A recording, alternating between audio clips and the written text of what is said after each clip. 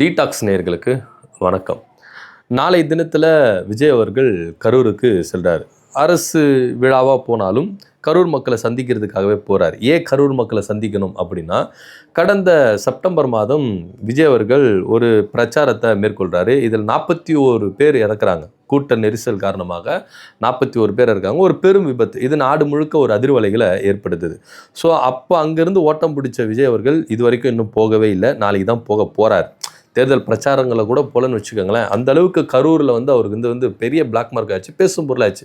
திரும்ப எதுக்கு நம்ம அங்கே போகணும் அப்படின்ற ரேஞ்சுக்கு என்ன பண்ண போனால் முதலமைச்சராக தான் போவேன் அப்படின்ற, அதாவது இந்த பாதுகாப்பு விஷயங்களை கருதி இது வந்து முதலமைச்சராக இருந்தால் நம்ம போக முடியும், இதுக்கப்புறம் நம்ம கரூருக்கே போக முடியாது அப்படின்னு தான் விஜய் தரப்புலேருந்து பேசப்பட்டிருந்தது. இன்னும் சொல்லப்போனால் அவர் இந்த எலெக்ஷனில் தோத்தா கூட கரூருக்கு போக மாட்டார். ஒருவேளை ஜெயிச்சா போகிறதுக்கான வாய்ப்புகள் இருக்குது. ஏன்னா இவருக்கு வந்து பாதுகாப்பு அப்படின்றது அதிகரிச்சிடும். ஸோ அப்படி இருக்கும்போது ப்ரோட்டோகால் இருக்குது, நிறைய விஷயங்கள் இருக்குது, கான்வாய் இருக்குது, பாதுகாப்பு இருக்குது. அப்படின்ற போது பாதுகாப்போடு போகலாமே, அப்போ எப்படி எந்த உயிர் சதம் வருது அப்படின்னு சொல்லிட்டு பார்க்கலாம் அப்படின்ற ரேஞ்சுக்கு தான் இவர் வெயிட் பண்ணியிருந்தார். சரி, முதலமைச்சர் ஆகிட்டார். முதலமைச்சராக முதல் முறையாக அவர் வந்து என்ன பண்ண போகிறாரு, கரூருக்கு போக போகிறாரு. போகிறவர் சும்மா போகாமல் 32 பேருக்கு அரசு பணி நியமன ஆணைகளை கொடுக்க போகிறாரு. பாதிக்கப்பட்ட 41 குடும்பங்களும் சந்திக்க போகிறாரு.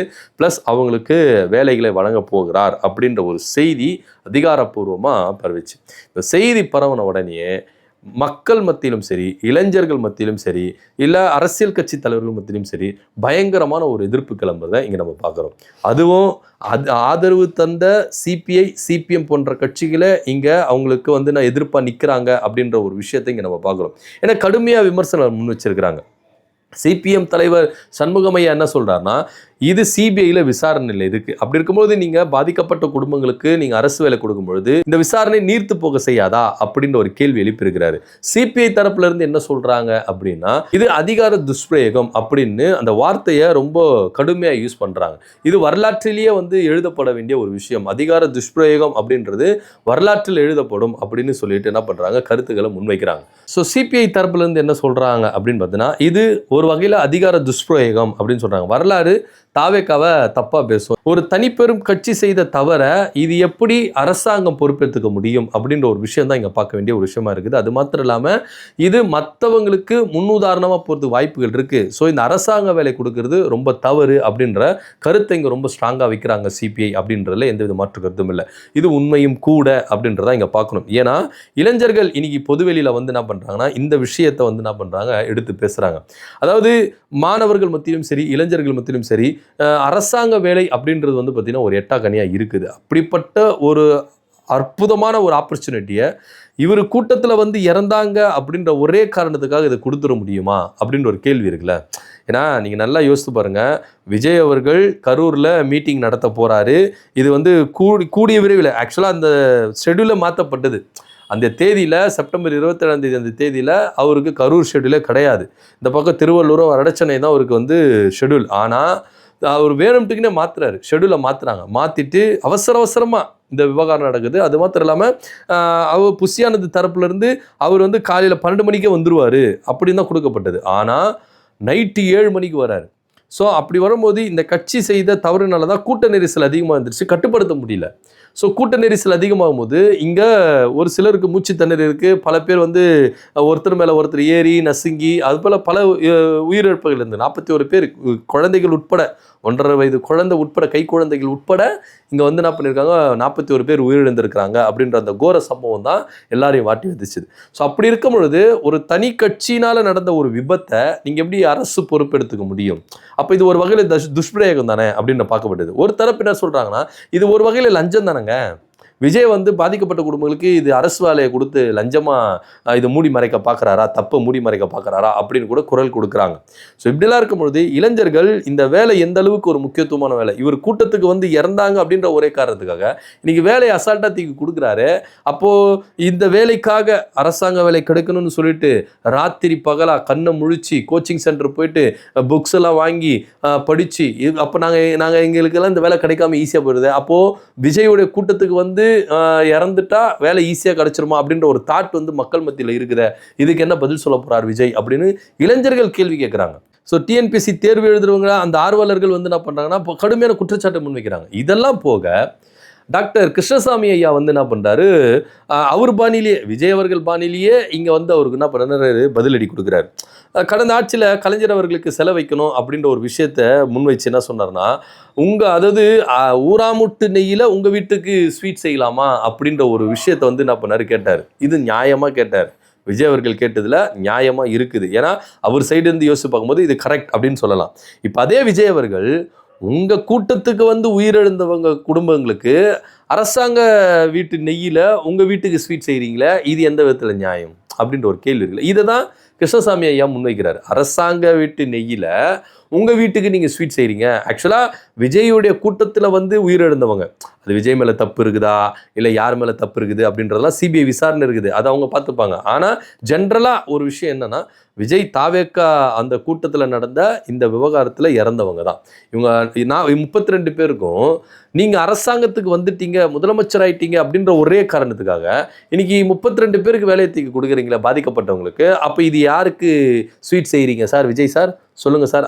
அதாவது பாதிக்கப்பட்ட குடும்பங்களுக்கு நீதி வேணும், அதில் எந்த வித மாற்று கருத்தும் இல்லை.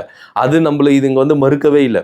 ஆனால் 19 ரூபா இது வந்து நீங்கள் வந்து அரசாங்க வேலை கொடுக்குறீங்களா, இது எந்த விதத்தில் நியாயம் அப்படின்னு. இதில் கிருஷ்ணசாமி அவர்கள் சொல்கிற விஷயம் என்ன அப்படின்னு பார்த்தீங்கன்னா, இந்த 41 பேரும் சாட்சிகளாக இருக்கிறாங்க, முக்கிய சாட்சிகளாக இருக்கிறாங்க. ஸோ இது மாதிரி நீங்கள் அரசாங்க வேலை கொடுத்துட்ட பிறகு அவங்க எப்படி வந்து நேர்மையாக வந்து சாட்சி சொல்லுவாங்க, பிற சாட்சியாக மாறதுக்கு வாய்ப்பு இருக்குல்ல. ஸோ அப்போ இதில் வந்து எப்படி மக்களுக்கு நீதி கிடைக்கும், எப்படி நியாயம் கிடைக்கும்? ஒரு வகையில் விஜய் அவர்கள் பாதிக்கப்பட்டவர்களுக்கு அரசாங்க வேலை கொடுத்து இதை வந்து மூடி மறைக்கிற வேலை அப்படின்னு டாக்டர் கிருஷ்ணசாமி அவர்கள் தெல்ல தெளிவாக சொல்கிறார். சிபிஎம்மும் அதை தான் சொல்கிறாங்க. இது விசாரணையை நீர்த்து போக செய்யறதுக்கு விஜய் அவர்கள் சொல்கிறாரு. இது தவறு, இது பண்ணக்கூடாது அப்படின்றத திட்டவட்டமாக சொல்கிறார் விஜய் அவர்கள். சிபிஐ தலைவர்களும் இதுதான் கருத்து முன்வைக்கிறாங்க. ஸோ ஒட்டுமொத்தமாக இன்னைக்கு விஜய் அவர்கள் கரூருக்கு போகிறத வந்து யாருமே தடுக்கவே இல்லை. உச்சநீதிமன்றம் கூட தடுக்கலை. திமுக வழக்கு தொடர்ந்தாங்க.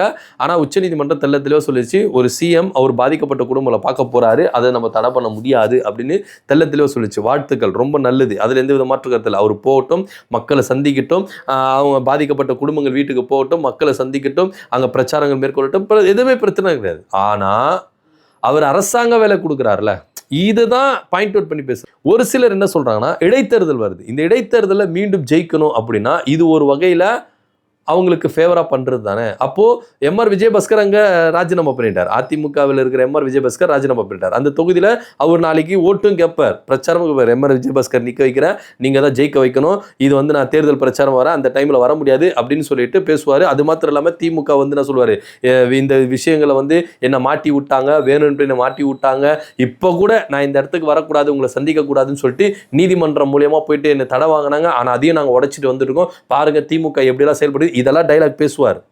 அது கன்ஃபார்மாக பேசுறதுக்கு வாய்ப்புகள் இருக்குது அப்படின்னு சொல்லுவார். ப்ளஸ் தேர்தல் பிரச்சாரங்களையும் அங்கே முடிச்சிடுவார். எம்ஆர் விஜயபாஸ்கர் அவர்களுக்கு வாக்கு சேகரிப்பார் அப்படின்னு. ஸோ நீங்கள் போங்க, மக்களை சந்திங்க, பாதிக்கப்பட்ட குடும்பங்களை சந்திங்க, அவங்க வீட்டுக்கு போங்க, காப்பி குடிங்க, தண்ணி குடிங்க, என்ன வேணால் செஞ்சுக்கோங்க. ஆனால் அந்த பாதிக்கப்பட்ட குடும்பங்களுக்கு நீங்கள் அதாவது இவங்க கட்சி வந்து பொறுப்பேற்று 20 லட்சம் கொடுத்துட்டாங்க. ஆனால் இப்போ அரசாங்க வேலை கொடுக்குறீங்களா, இதுதான் தவறு அப்படின்னு சொல்கிறாங்க. உங்களுக்கு ஆதரவு தருகிற சிபிஐ சிபிஎம் போன்ற கட்சிகளே உங்களுக்கு எதிர்ப்பு தெரிவிக்கிறாங்க. வெளியில் இருக்கிற எதிர்கட்சிகள்லாம் எதிர்ப்பு தெரிவிக்கிறாங்க. ஆனால் இந்த எதிர்ப்புகள்லாம் மீறி விஜய் அவர்கள் இந்த செயலை செய்ய போகிறார் அப்படின்றது தான் இங்கே பார்க்க வேண்டிய ஒரு விஷயமா இருக்குது. இதை குறித்து நீதிமன்றங்களில் வழக்கு தொடரலாம் அப்படின்னு சொல்லிட்டு மதுரை கிளை நீதிமன்றம் என்ன பண்ணிருக்கு, தெல்ல தெளிவாக சொல்லியிருக்கு. ஸோ கூடிய விரைவில் இது வழக்காக தொடரப்படுமா அப்படின்னு ஒரு கேள்வி இருக்குது. ஆனாலும் விஜய் அவர்கள் ஒரு வகையில் அந்த பாதிக்கப்பட்ட குடும்பங்களுக்கு காம்பன்சேஷன் கொடுக்குறாரு அப்படின்றதுல எந்தவித மாற்று கருத்தும் இல்லை அப்படின்னு தான் எதிர்க்கட்சிகள் முன்வைக்கிறாங்க. ஸோ ஐயா கிருஷ்ணசாமி அவர்கள் சொன்ன மாதிரி அரசாங்க வீட்டு நெய்யை எடுத்து விஜய் ஒரு வீட்டுக்கு ஸ்வீட் செய்கிறாரு, இது எந்த விதத்தில் நியாயம்?